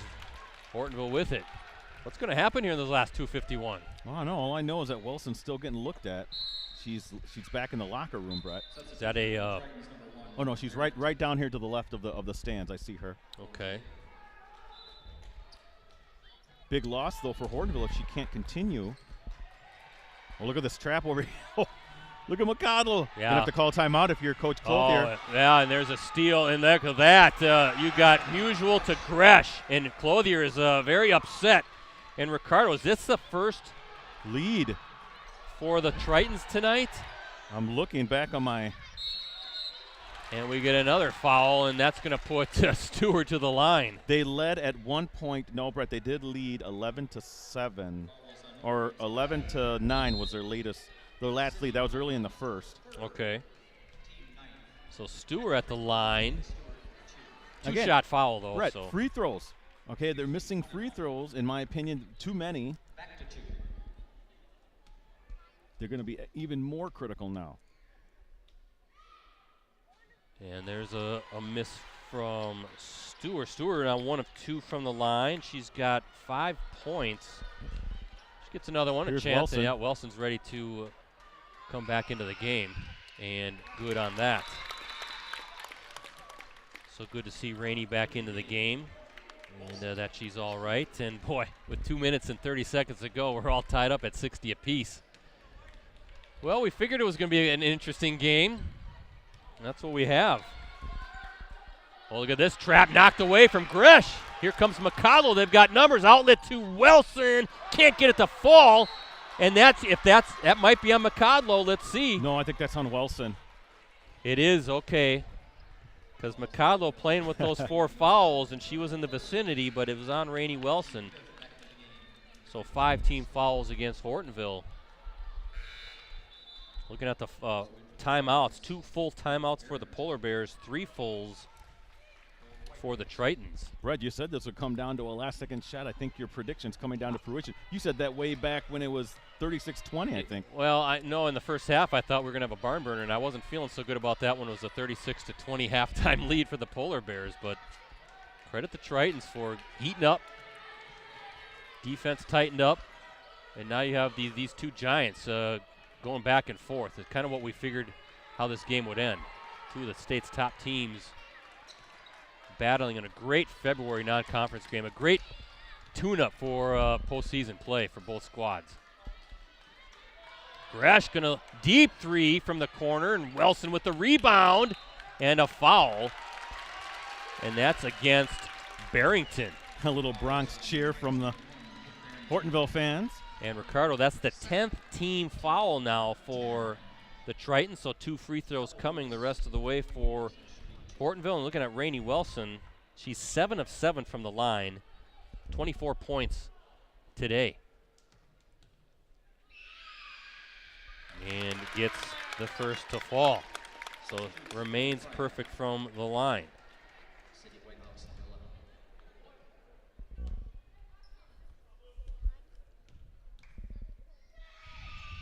And good again. How about that?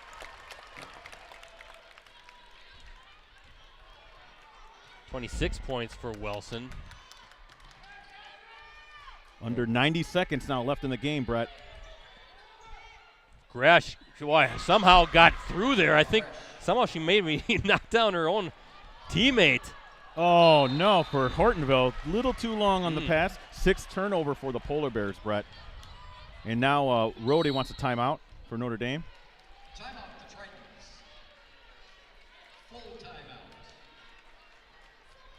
Looking at Gracie Gresh. Remember, she just had 2 points in the first half. She's got 19 now. Wow. So she's met her average. 17 this half is a full timeout with 62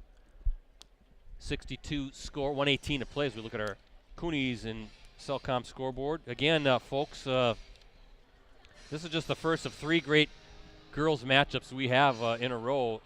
Our next game is Tuesday night, Northeastern Conference basketball showdown. Girls side, Fox Valley Lutheran hosts Freedom. Irish ranked number 1 in Division 3. Fox is number 9 in Division 2. As I mentioned, Freedom 15-0 in the league. The Fox is 14-1. That is going to be fantastic. Looking forward to that. Live coverage will tip off at approximately 7 o'clock at Fox Valley Lutheran High School. Don't forget, you can access any of our Game of the Week live streams on our USA Today Network Wisconsin websites. Just go to the sports section, scroll down until you see the Watch Our Varsity Game of the Week Prep live streams link. And then next Friday night, we're going to be at Neenah High School. We're going to see these same Hortonville Polar Bears taking on the Neenah Rockets, number 2 versus number 3 in the state, at least how it is ranked right now in the Associated Press. That's going to be a fun week of girls basketball coming up.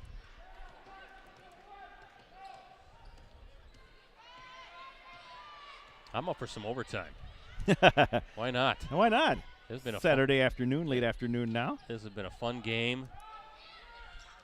Gresh, little give and go. Well, they're going to set it back up again with Feta under a minute to play. Now Barrington out to Musial. Oh boy. Who's going to take this shot? That's what I want to know. That's the thing. Anybody can take this shot if you're Notre Dame. That's how balanced they are. And at this point, do you try to take the air out of the basketball maybe and set up for a final shot? Will Coach Rohde set things up maybe? Get it down to about 20 seconds. Whoa, almost a turnover, but good hands by Musial. Now Gresh has it. Looking at Coach Rohde, she's near the official. I have a feeling she's going to burn one more time out here. Notre Dame going to set up for this final shot. Potentially. Nope, they're going to let him play on. 10 seconds to go. There's Feta against McCodlow. Feta with 5 seconds launches a rainbow short. Oh, Barrington off of her foot, and I think we have overtime. We are. Actually not short, maybe a little off target, a little long, but off the rim. And what do we have here? Okay, I thought I saw somebody coming to check in. Looked like Funk was going to check in, but the officials, I think that is the end of regulation, right? They're not putting any time on the clock, so here we go. Going to update my Twitter quick.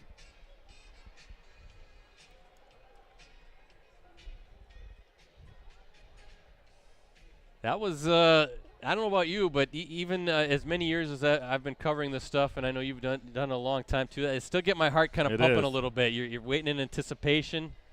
Thought maybe we'd see another buzzer beater here at Hortonville High School. That's a pretty good job by Notre Dame to burn that much time off the clock against a good defense like Hortonville plays. So overtime. 4 more minutes to play here at Hortonville High School, 62-62.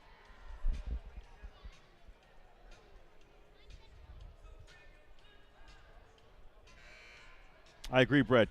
Fantastic job by the Tritons to, seal off those final seconds and let it go into overtime.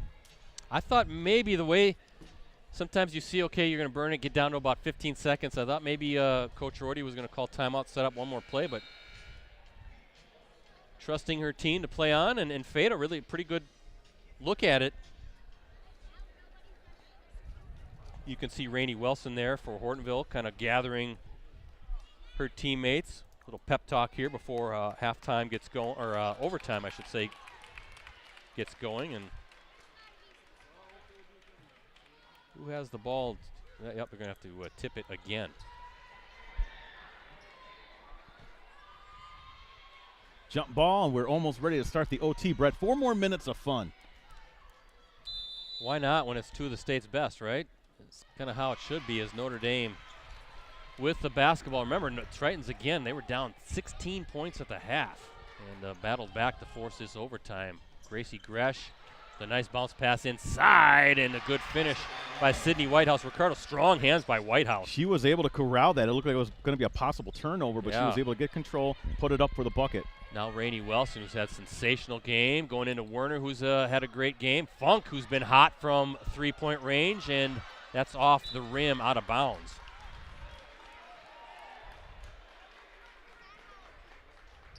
Rainey Wilson, 26 points in regulation.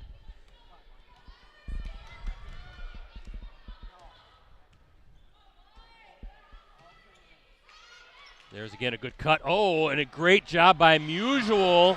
Almost knocked away by Lilly.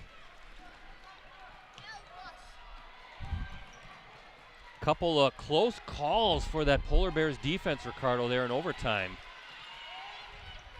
As far as coming up with the turnover.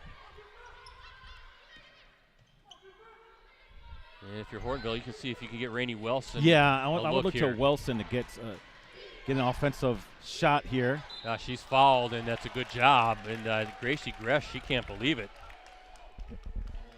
You know, Brett, heading into the overtime, I kept thinking about the free throws that were missed by Hortonville.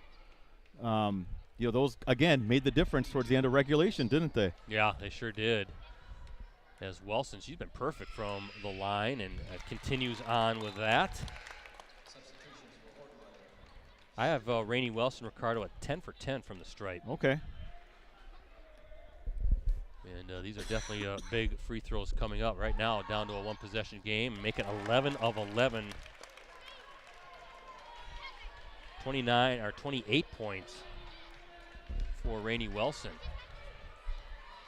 So doing what she had to do. She did. Plenty of time here. So if you're Hortonville, just defensively up the pressure, make Notre Dame work for those points that they might get. Stays with Notre Dame.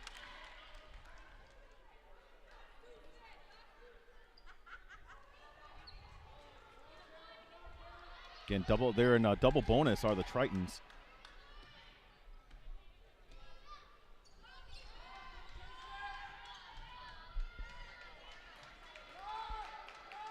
Just so many good individual matchups when you watch, like who's defending who, and there's where Wilson. Oh, it got in front of the official, and it hit Barrington and went out of bounds. Brett, that was an unusual play there, where the official, who's part of the court, right? Yeah.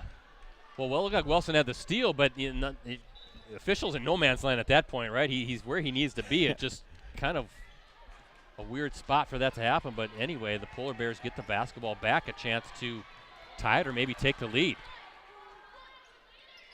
Wilson. Ooh. Again, backing in. Oh, tough in contact and loose ball. Polar Bears off the glass, and here we go again. There's Stewart, who's come up big time and time again today, and we're all tied up again. Second chance points.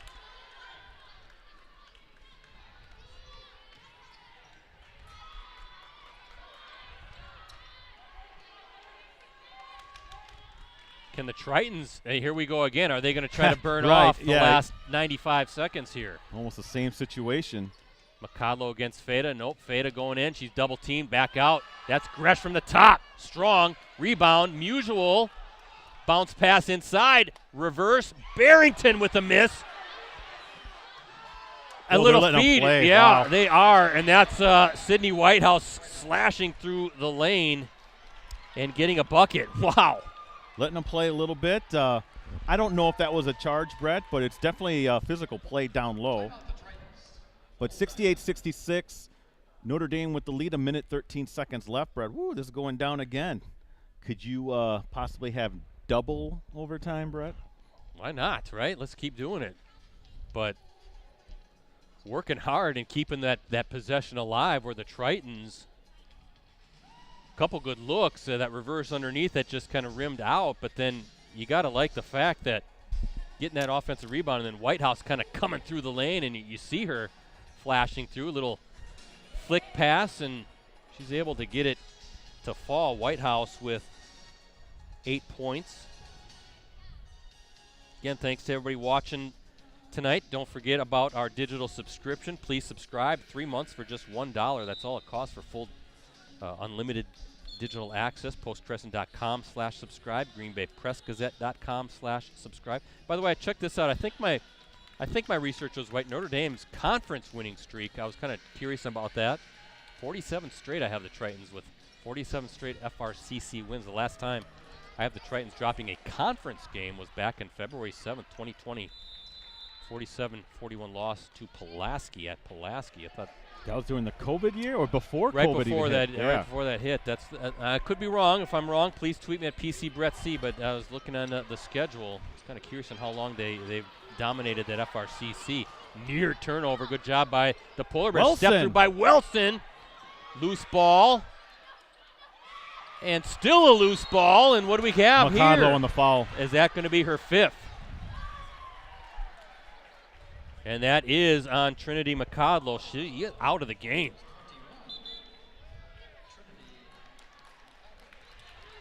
Boy, she laid it out there, didn't she, though? I mean, going after that loose ball, playing with those 4 fouls, did a good job navigating all those fouls, and she's out of the game with 47.4 seconds to play. Now they have to foul. Yeah, and now Wilson fouls Feda, and that's Wilson's 4th. But they still have a foul to give, correct? I got it is a bonus. I have it okay. at 7. All right. To 17 fouls now, yeah. I'm trusting my book, Ricardo. Yes. It rarely lets us down, Brett. Though it has in the past. It's just rare. No, it lets me down when I look at the scoreboard and it's not matching, but then okay. it typically, actually, scoreboard folks are doing a great job here, so everything has been matching all day long. And now Trista Feda, 1-1 coming up. She's 2 of 4 from the line. And nothing but net there.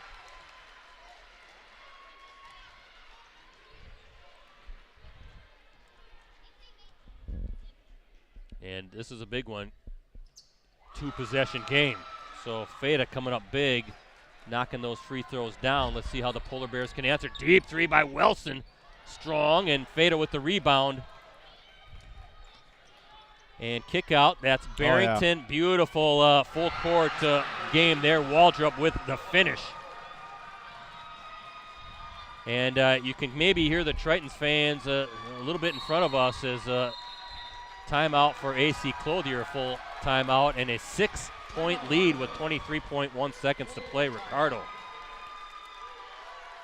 We talked about it, right, at halftime. I think I have to go back and listen, but I think we said 36-20. I think I said I don't feel like they're out of this game yet, the Tritons, based on their firepower. And you kind of saw the full Triton experience, if you will, on display in that second half. They got red-hot shooting, Gresh, Feda, where they were knocking down threes, but then their defense really started to lock up and made things more difficult. Again, I thought very key for Notre Dame in that second half in terms of getting it to a tie game at the end of regulation was the rebounding advantage, Brett. I had them for 13-4.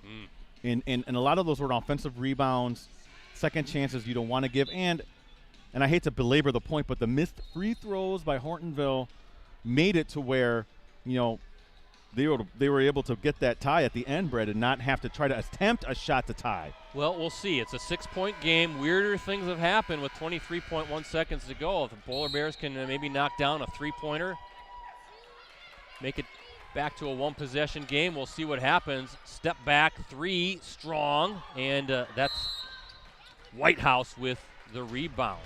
Lilly with the miss from the corner. Tough 3, a hurried 3. And Stewart called for the foul. That'll put Sydney Whitehouse at the free throw line. Again, 1-1.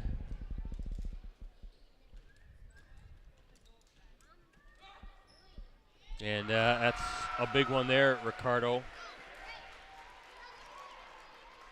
Because what do we have? A 3-possession game? Yeah.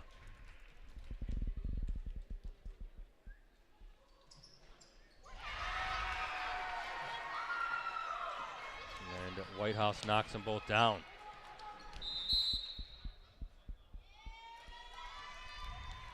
And AC Clothier wants to take that last time out, but down 8 with 13.5 seconds to go.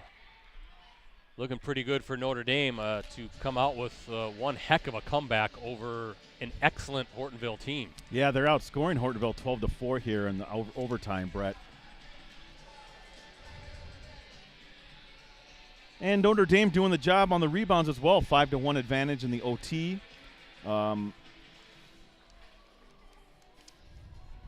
Really tough if this holds true. Tough loss for Hortonville, Brett. But you get the experience of playing.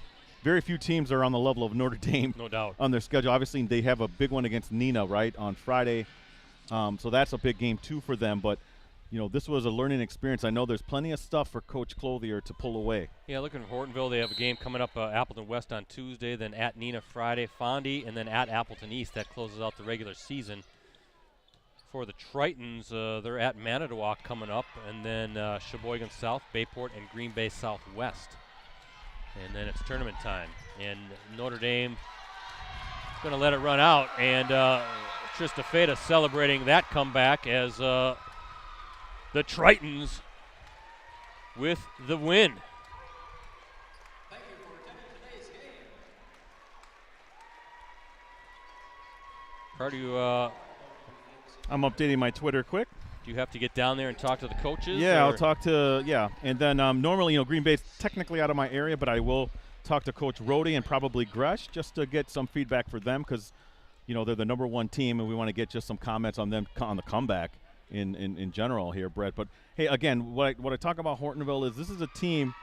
Again, when you're looking at little mistakes, things that you miss here or there, that kind of prevented this victory, Brett. This was all in their hands. It's a matter of finishing, and when they get to the postseason, you got to finish. Now, Notre Dame, that's a team, Brett, that we already knows how to win big games, knows how to finish. Even, like you said, when they were down 36-20, you never felt comfortable if you're Hortonville because of the way that Notre Dame can score in bunches. Their defense leads the way, and they have that championship mentality, Brett. Of course, they have done nothing to change my mind, Notre Dame. How about the Polar Bears? Well, like I said before, this is a matter of them just cleaning things up and learning how to finish. Today's game, I think AC is going to be able to take away those things and say, look, here's a situation here, here's a situation here where we could have done a little better. Then it doesn't get to be, 62-62 at the end of the regulation. Notre Dame has to put the shot up to either tie or take the lead, you see. It's different when they have the lead. They can just suck down time and make it one of those things where, hey, we can still go into overtime. Heck of a game, though, and that's a great way to kind of, I would say, tip off our slate of girls basketball, some of the best teams in the state we're going to be seeing tonight or this week. But definitely looking forward to it. Just updating my Twitter. You can follow me at Ricardo DeLian, D-E-L-I-A-N, Brett at PC Brett, C Rosie at Metal Rosie.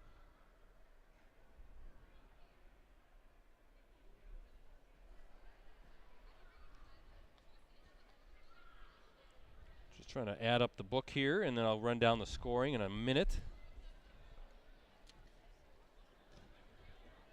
Yeah, I got to get down there, Brett, get the book, all that kind of stuff. So, we'll see everybody again on Tuesday. Great game tonight. Sounds or good. today.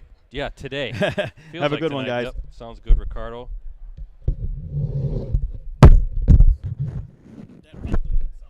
That's just Ricardo dropping his headset. Yeah, sorry about that. Let me run down the scoring unofficial for the Tritons. I have Barrington with 6. I have Feta with 22. White House with 10. Waldrop with 4. Mutual with, I believe, 16. And Gresh with 17.